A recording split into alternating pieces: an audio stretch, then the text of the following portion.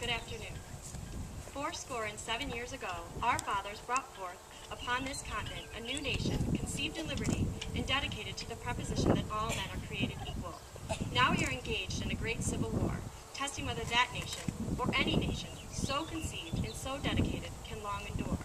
We are met here on a great battlefield of that war. We have come to dedicate a portion of it as the final resting place for those who here gave their lives so that that nation might live. It is altogether fitting and proper that we should do this. But in a larger sense, we cannot dedicate, we cannot consecrate, we cannot hallow this ground. The brave men, living and dead, who struggled here, have consecrated it far above our poor power to add or detract. The world will little note, nor long remember what we say here, but can never forget what they did here. It is for us, the living rather, to be dedicated here to the unfinished work which they have thus far so nobly carried on.